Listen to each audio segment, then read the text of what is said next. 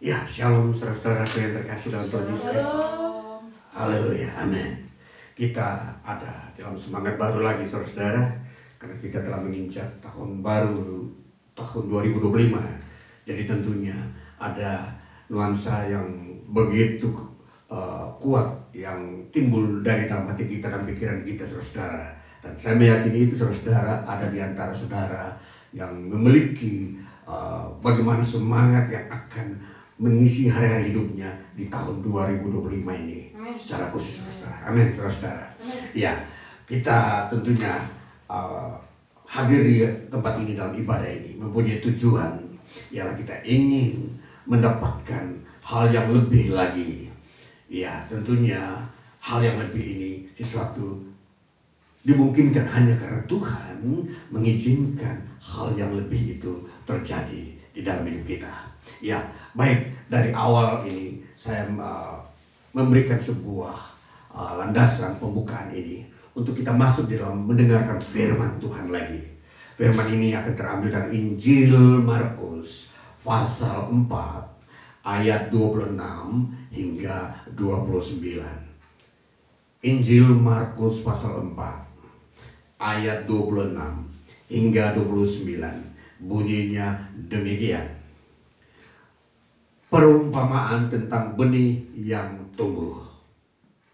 Lalu kata Yesus, beginilah hal kerajaan Allah itu. Seumpama orang yang menaburkan benih di tanah. Lalu pada malam hari ia tidur, dan pada siang hari ia bangun. Dan benih itu mengeluarkan tunas. Dan tunas itu makin tinggi. Bagaimana terjadinya tidak diketahui orang itu. Bumi dengan sendirinya mengeluarkan buah. Mula-mula tangkainya, lalu bulirnya, kemudian butir-butir yang penuh isinya dalam bulir itu.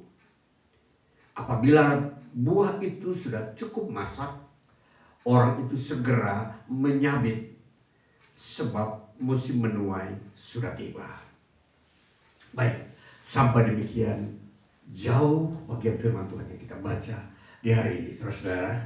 Dan di dalam ayat ini, bagian yang kita baca hari ini, saya mengajak kita masuk ke dalam sebuah tema menjadi penabur. Ya, saudara-saudara, sebelum kita mau melihat makna yang begitu indah daripada Injil Markus pasal 4 ini, kita mau melihat dulu saudara-saudara istilah penabur. Ya, di dalam kondisi saat ini, di dalam kondisi modern khususnya, istilah penabur itu sudah mulai berkembang.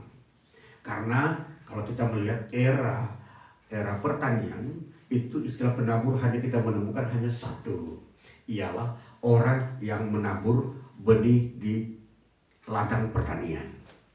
Namun setelah kita masuk ke dalam dunia modern, kita berkembang masuk dalam teknologi, ternyata penabur itu bisa diartikan juga adalah mesin-mesin atau alat yang juga berfungsi sebagai atau pengganti petani yang dapat menaburkan benih juga. Nah, itulah makna daripada penabur. Nah, jadi kalau kita membaca bagian ini, kenapa saya mau mengangkat fokus daripada perumpamaan ini tentang menjadi penabur, saudara-saudara. Kalau kita mau memperhatikan, saudara-saudara, dari bacaan ini, ternyata kita ada menemukan katakanlah tiga unsur yang menjadi pokok di dalamnya. Yang pertama kita melihat, yang pertama adalah penabur, yang kedua adalah benih, yang ketiga adalah lahan. Nah, ini saudara-saudara. Jadi ada tiga unsur yang penting di dalam perumpamaan ini, yang tentunya nanti akan kita melihat bahwa kehidupan ini tidak terlepas dari tiga unsur penting ini, saudara-saudara. Jadi kita mau melihat pertama, pokok Pokok utama yang saya perlihatkan tadi, penabur. Karena inilah kunci daripada sebuah proses kehidupan di dunia ini. Kalau benih itu adalah sesuatu yang sudah disediakan secara alamiah. Artinya pencipta, Tuhan menyediakan benih. Yang kedua, lahan. Demikian halnya, itu sudah ada dalam suatu proses penciptaan. Jadi tentunya dengan sendirinya sudah ada. Lahan sudah ada tersedia. Benih sudah ada. Tapi sekarang penabur.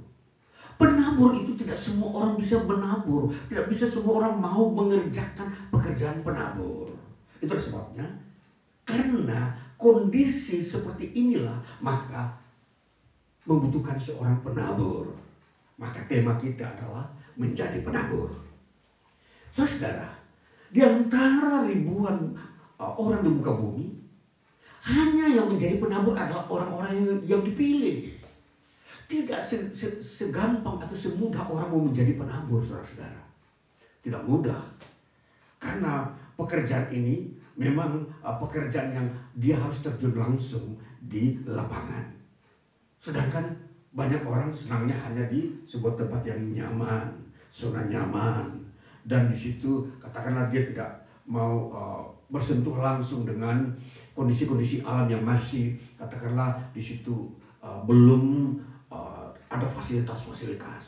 Nah, inilah kita berbicara bagaimana kebutuhan utama di dunia ini.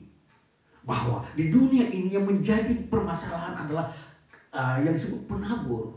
Krisis penabur, saudara-saudara. Jadi dengan kata lain, masih banyak orang mempunyai pekerjaan atau banyak orang yang mengalihkan perhatiannya kepada hal-hal yang lain. Sehingga menjadi penabur ini sedikit, saudara-saudara. Padahal lahan begitu luas. Nah, itulah sebabnya panggilan firman Tuhan kali ini adalah menjadi penabur. Jadi kita mau melihat sedikit lingkungan pekerjaan ini, saudara-saudara. Bahwa di dunia ini berbagai aspek pekerjaan yang bisa dikerjakan orang. Orang boleh bekerja di bidang apa saja, di bidang mungkin pelayanan sosial, atau di bidang teknologi, atau di bidang lingkungan, boleh. Tapi sadarkah saudara-saudara bahwa ada satu pekerjaan yang begitu strategis yang di sini orang tidak sadari adalah pekerjaannya adalah penabur. Pekerjaan ini adalah strategis. Kenapa, saudara-saudara? Karena dia berhubungan dengan kebutuhan manusia. Ini benih ini adalah benih gandum. Jadi manusia, kebutuhan pokok utama manusia adalah makan. Maka kalau salah satu unsur ini tidak diperhatikan, maka terjadi krisis ekonomi.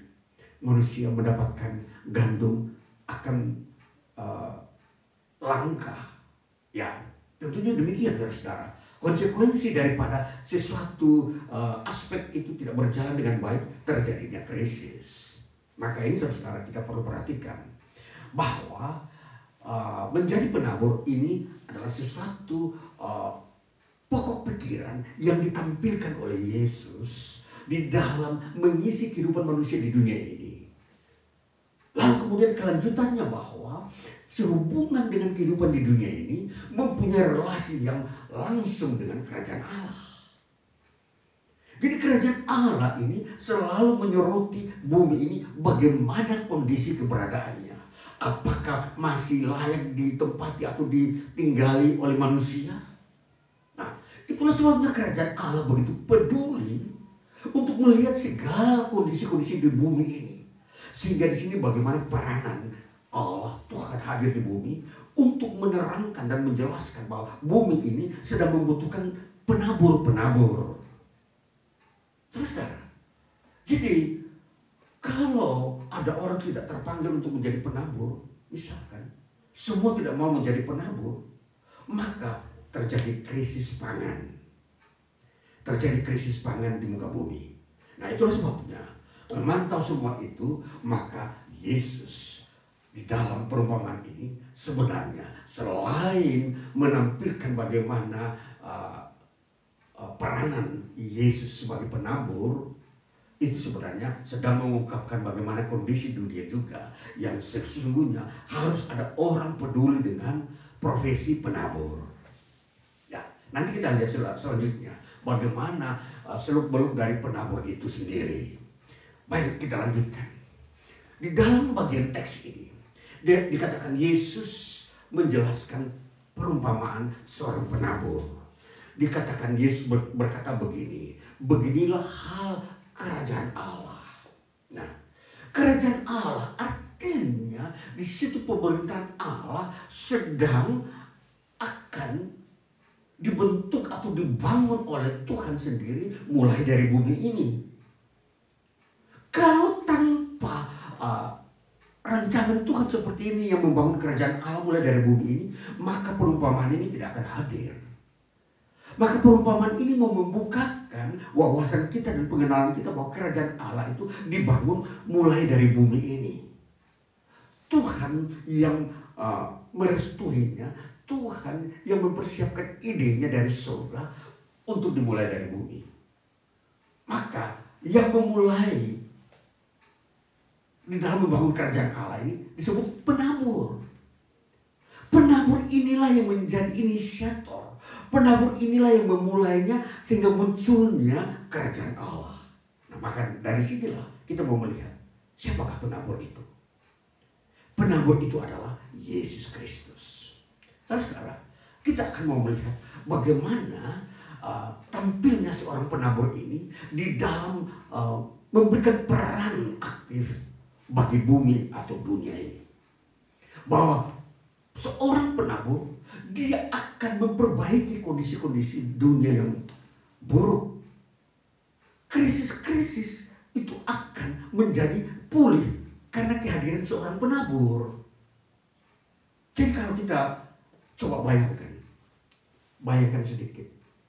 Tanpa seorang penabur, atau katakanlah tanpa seorang petani di muka bumi, maka semua lahan-lahan ini akan gersang atau tidak ada tumbuh tanaman-tanaman yang produktif yang dapat digunakan oleh manusia atau dapat dimanfaatkan sebagai bahan-bahan makanan.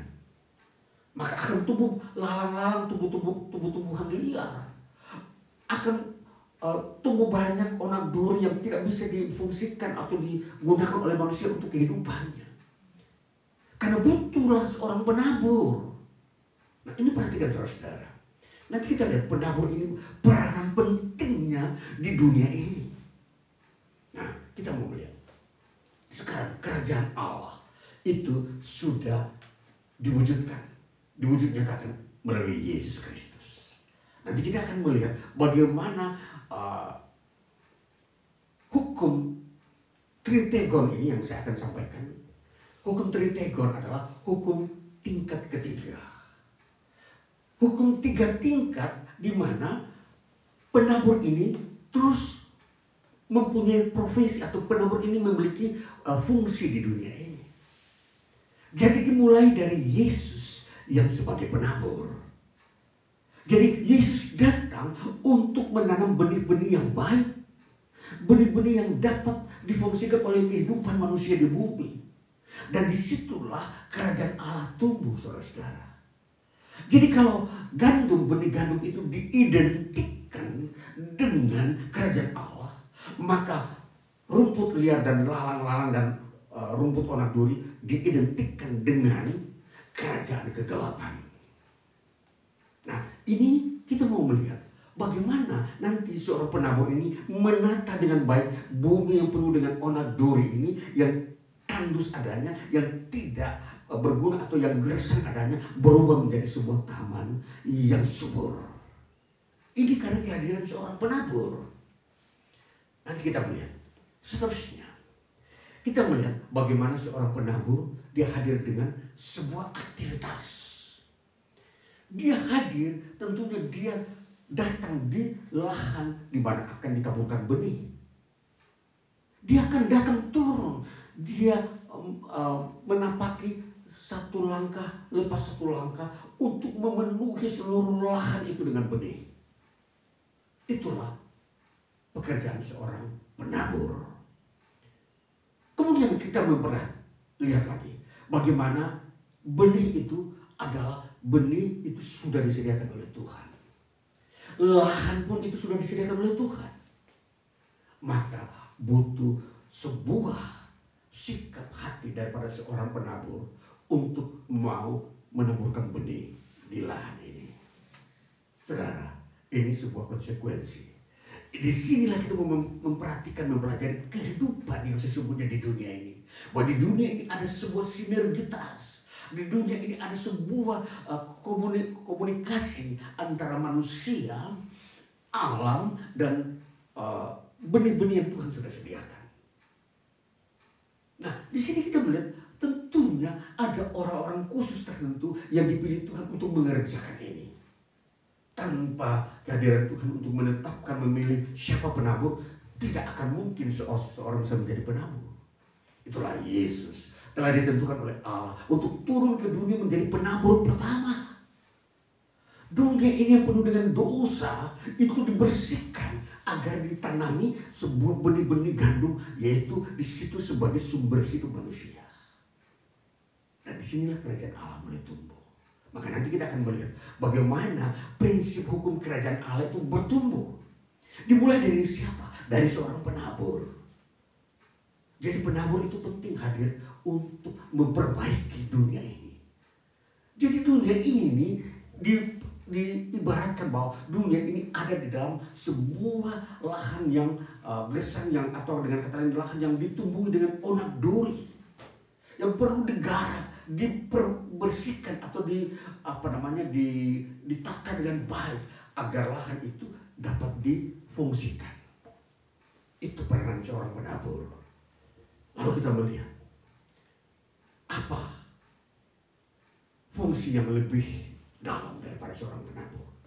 Saudara, kalau kita memperhatikan di dalam perumpamaan ini, tentunya tidak begitu jelas betapa peranan penting seorang penabur. Tapi kalau kita melihat fungsi daripada seorang penabur ini, dia membuat keadaan berubah dari gersang menjadi produktif. Itu fungsi pertama. Jadi tanpa penabur ini, maka dunia ini tidak bisa berproduktif.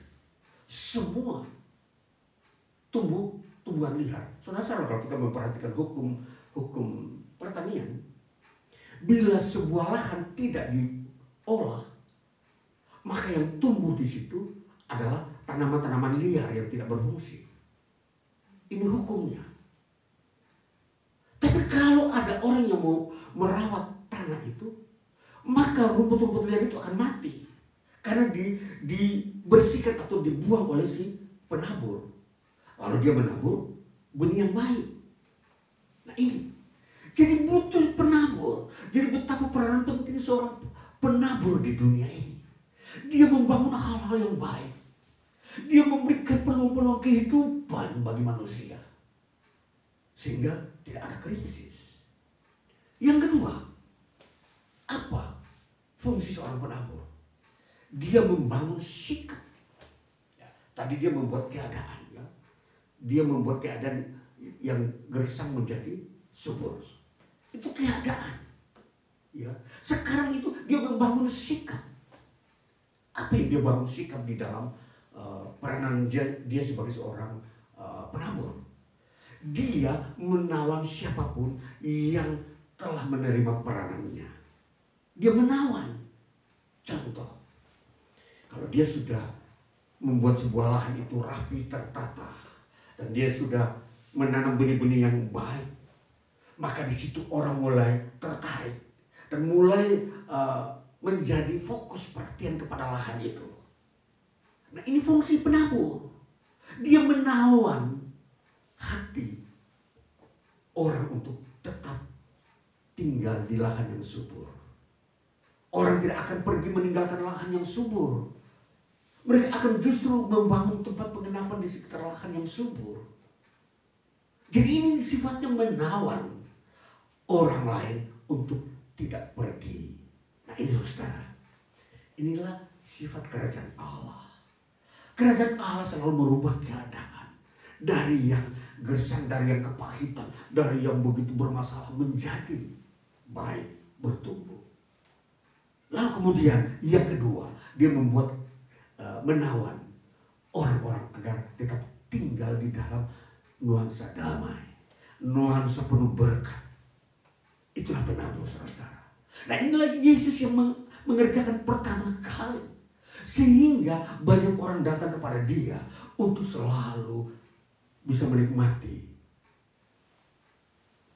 hasil-hasil taburannya, tanaman-tanaman. Dan di situ kita melihat dalam sebuah ilustrasi itu atau dalam perumpamaan ini, itulah mujizat.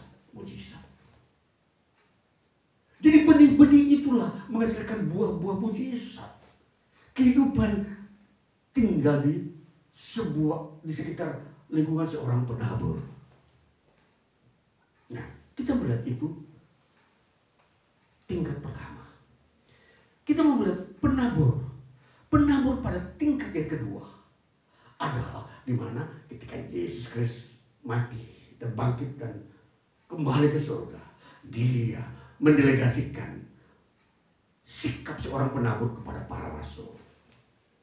Murid-muridnya kemudian melanjutkan pekerjaan penabur, dan mereka pergi ke berbagai-bagai bangsa untuk menabur, membangun seperti apa yang Yesus kerjakan, merubah keadaan-keadaan yang buruk menjadi baik, mengubah kondisi-kondisi lingkungan yang begitu jahat menjadi baik. Kemudian seterusnya, dan melanjutkan fungsi yang telah dilakukan oleh Yesus sebagai penabur. Lalu kita melihat itu tingkat kedua. Lalu terjadilah dalam generasi sampai saat ini, ternyata para rasul mendelegasikan itu kepada gereja. Maka ingat saudara, jadi di dalam tiga tingkatan ini, Yesus, para rasul, murid-muridnya, dan gereja, ini disebut Triniton atau Tritagon. Tritegon ini itu adalah tiga tingkatan yang mempunyai fungsi sama. Jadi Yesus datang ke dunia sebagai penabur, kemudian dia mendelegasikan dan dia mempercayakan itu kepada murid-muridnya 12 itu menjadi penabur juga. Kemudian setelah para rasul ini membangun gereja di berbagai muka bumi, ditetapkan juga bahwa orang-orang yang bekerja di dalam gereja itu sebagai penabur juga. Ya, setiap jemaat Tuhan dapat menjadi penabur. Setiap anggota gereja dapat menjadi penabur. Semua bisa.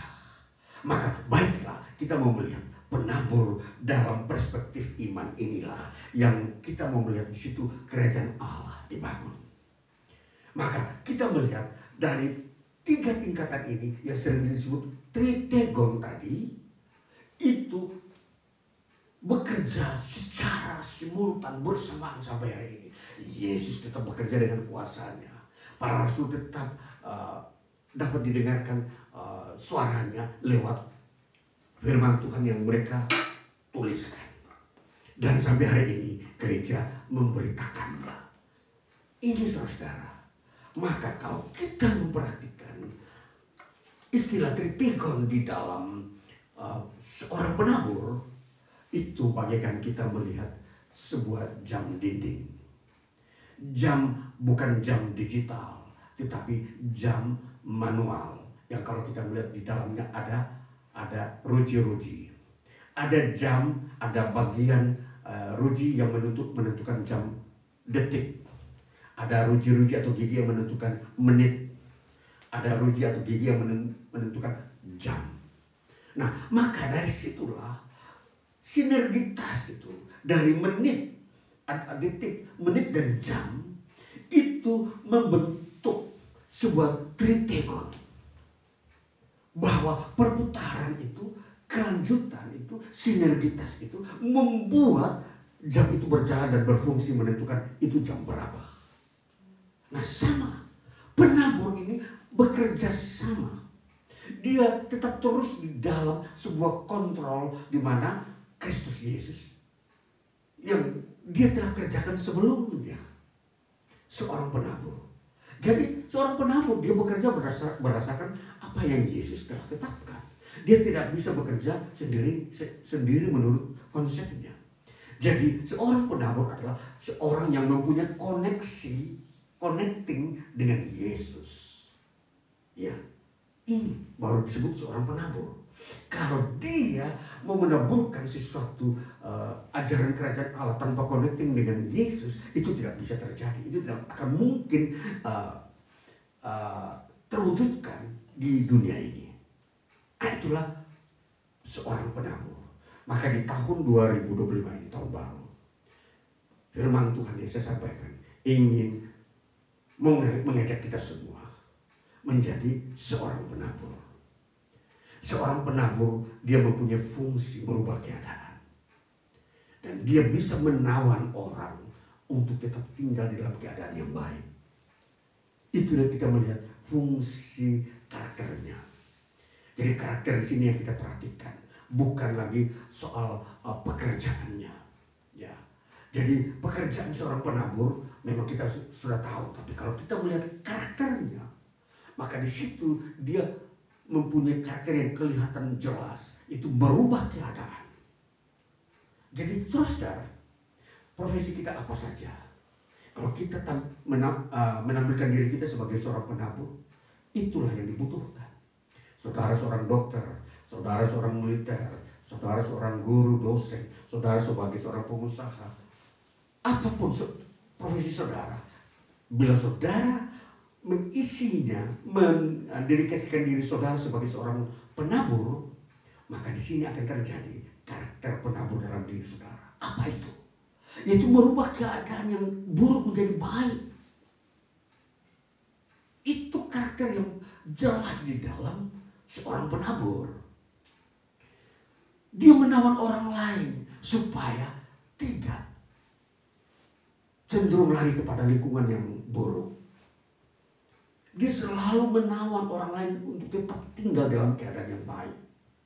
Ini karakter seorang penabur. Jadi saudara, dua karakter ini yang begitu kuat dan jelas kita lihat dalam diri seorang penabur. Jadi jangan saudara berpikir profesi-profesi itu tidaklah berguna bagi kerajaan Allah. Kerajaan Allah itu dia tampil dengan karakternya, yaitu di situ di dalamnya kita lihat dalam seorang penabur. Tetapi profesi yang kita punyai, itulah yang kita masukkan di dalam karakter penabur. Jadi karakter penabur inilah menguasai diri kita, sehingga profesi yang kita jalankan itu memang profesi seorang penabur yang diwarnai sebagai seorang penabur. Jadi kita harus sadar, jangan berpikir karena kita bukan seorang penginjil, bukan seorang pendeta, lalu karakter penabur kita tidak memilikinya. Jangan saudara-saudara. Karakter penabur itulah yang harus kita miliki bagi saudara-saudara yang mempunyai profesi-profesi sekuler, profesi-profesi umum seperti pendidik, dokter, dan pekerjaan bisnis. Yang penting ini karakternya. Jadi tentunya setelah kita melihat tingkat yang ketiga, di mana gereja hadir sebagai penabur, di situ setiap jemaat Tuhan diajarkan belajar mengenai karakter penabur, ya, yaitu merubah keadaan yang buruk menjadi baik. Itu kalau kita mau angkat dari karakter seorang penabur, maka yang timbul di situ adalah bagaimana dunia ini mengalami sebuah pembaharuan karena hadirnya karakter seorang penabur. Nah, jadi perhatikan, di sini kita mempunyai relasi dengan Tuhan, karena Tuhan sendiri datang ke dalam dunia ini sebagai seorang penabur. Yesus Kristus, dia adalah seorang penabur. Dia merubah lahan-lahan yang tandus, yang berduri, yang penuh dengan onak duri, menjadi lahan yang produktif. Ini perhatikan. Jadi baiklah saudara-saudara, sadar atau tidak, dan saya mau menyadarkan saudara dengan firman Tuhan ini, bahwa tiba saatnya saudara menjadi seorang penabur. Jangan menganggur. Jangan membiarkan dirimu tidak mau merubah dunia. Jangan membiarkan dirimu menjadi orang yang pasif, yang tidak peduli dengan dunia yang buruk, yang dimana di sana sini terjadi banyak kejahatan, dimana di sana sini terjadi pemerasan dan penyiksaan-penyiksaan. Jangan, saudara-saudara. Tampillah sebagai penabur. Rubahlah yang buruk menjadi yang baik. Berperan aktiflah. Mungkin uang saudara bisa digunakan untuk merubah orang yang jahat menjadi yang baik. Mungkin pengetahuan saudara yang saudara punyai bisa mendidik orang yang jahat berubah menjadi baik. Iya, di sini peranan-peranan ini yang ditimbulkan sebagai seorang penabur. Lihat, jadi di sini seseorang atau dunia ini tidak akan bisa mengalami perubahan dari jahat kepada baik secara otomatis, tidak bisa. Sekiranya Tuhan Yesus tidak datang ke bumi, contoh, tidak akan mungkin terjadi pertobatan. Tidak mungkin terjadi pembaruan, manusia berubah dari yang jahat jadi baik. Kita melihat pada zaman Nuh, ketika manusia tanpa pertobatan, semua orang melakukan kejahatan. Hanya yang berbuat baik, Nuh dengan istri dan ketiga anaknya yang juga punya istri. Bayangkan, itu tanpa pertobatan. Semua manusia yang jumlahnya kita tidak tahu berapa juta orang pada saat itu. Bisa semua orang berbuat jahat. Baik, Yesus datang sebagai penabur untuk merubah keadaan yang jahat menjadi yang baik, supaya muncul lipat ganda Nuh yang ada di dunia ini. Banyak Nuh yang timbul untuk takut akan Tuhan. Iya, saudara, perhatikan saudara. Jadi di sini kita mau memperhatikan bahwa ini sudah saatnya muncul penabur-penabur. Orang yang tampil sebagai penabur, yang peduli, yang mau mengasihi orang lain yang sedang ada dalam kejahatan, supaya mereka bertobat. Jangan melakukan kejahatan lagi di tahun 2025. Perhatikan, jadi fungsi penabur inilah bukan merubah yang miskin menjadi tidak miskin saja, tetapi merubah yang jahat menjadi baik. Dua masalah dunia saat ini yang menjadi beban seorang penabur, yaitu merubah yang tandus atau yang miskin menjadi tidak miskin atau produktif, yang menganggur bisa bekerja, dan yang kedua, mereka yang senantiasa melakukan kejahatan, berbagai-bagai bentuk kejahatan yang tersembunyi, bisa bertobat menjadi orang-orang yang baik. Ini saudara, ini pergumulan bagi seorang penabur. Maka saudara, menjadi penabur, kita melihat dia bukan saja pada akhirnya sebagai penabur, dia sekaligus sebagai penuai. Kita melihat ayat yang terakhir, pasal 4 ayat 29. Apabila buah itu sudah cukup masak, orang itu segera menyabit, sebab musim menuai sudah tiba. Orang yang tadinya menabur baik, yang mempunyai peran fungsi merubah yang jahat menjadi baik, dia akan memanennya, dia menuai hasil-hasilnya. Apa itu? Ialah hasil-hasil di mana betul-betul dia melihat Tuhan berkenan kepada dia. Tuhan memberkati, memberikan kemuliaannya kepada dia. Nah, inilah kemuliaan orang percaya di sini. Bila saudara mau tampil sebagai penabur, maka disitulah nanti kalau saudara akan melihat kemuliaan yang Tuhan berikan kepada saudara, yaitu menuai hasilnya. Jadi tidak sia-sia kalau saudara menjadi seorang penabur, karena menyangkut ini kebenaran, menyangkut kebaikan, di mana di situ Tuhan mempunyai harta pusaka di situ. Semua kekayaan-kekayaan Tuhan yang selama ini alih fungsikan oleh si jahat, yaitu setan. Maka kehadiran penabur akan mengembalikan. Bagaimana kita melihat peran penabur inilah? Itulah yang nanti kita lihat, disitulah kemuliaan Tuhan diberikan kepada dia. Maka khotbah saya minggu lalu akhir tahun tentang kemuliaan orang percaya, itu akan kita lihat jawabannya di sini. Kalau saudara mau menjadi seorang penabur, penabur plus penuai. Bila kau memulai menjadi seorang penabur, maka kamu akan juga menjadi seorang penuai. Apa yang kau kerjakan di dunia ini menyangkut kebenaran, kebaikan, di dalam iman, membangun pengharapan umat atau manusia terhadap kerajaan Allah, terhadap Tuhan dan kuasanya, saudara akan menikmati hasilnya. Maka disinilah menjadi himbauan bagi kita di dalam kita memasuki tahun 2025 ini. Hendaklah engkau menjadi penabur sepanjang tahun ini. Maka akan terjadi perubahan-perubahan di tengah-tengah dunia ini. Tuhan akan menyediakan benih-benih yang lebih lagi. Karena itu sudah secara alamiah. Bahkan Tuhan membutuhkan penabur-penabur. Penabur-penabur yang mempunyai kerjasama dengan Tuhan. Sebelum saya akhiri, saya menambahkan kepada kita unsur-unsur yang ada di dalam seorang penabur apa? Ada 3. Yang pertama, seorang penabur harus mengenal pemilik lahan. Dia harus mengenal pemilik lahannya ini adalah orang yang memberikan perintah untuk menggarap lahannya. Jadi pemilik lahan disinilah diumpamakan sebagai Tuhan pemilik lahan. Kemudian seorang penabur dia harus sepakat dengan pemilik lahan.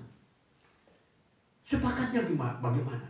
Bahwa apa yang dicantumkan di dalam sebuah kesepakatan itu harus dikerjakan oleh si penabur. Iya, itu kesepakatan.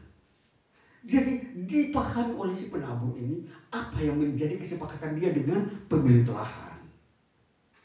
Nah itu saudara. Kemudian yang ketiga, si penabur harus mengasihi si pemilik lahan. Kalau dia tidak mengasihi si pemilik lahan, maka dia kerja dengan curang. Saudara. Jadi disinilah 3 unsur ini menjadi juga tritegon di dalam kehidupan manusia di dunia ini. Saudara bekerja dimanapun, kalau saudara tidak mempunyai 3 prinsip ini, saudara tidak bisa dipakai. Baik sebagai karyawan, baik sebagai aparat pemerintah, baik sebagai pengusaha itu sendiri.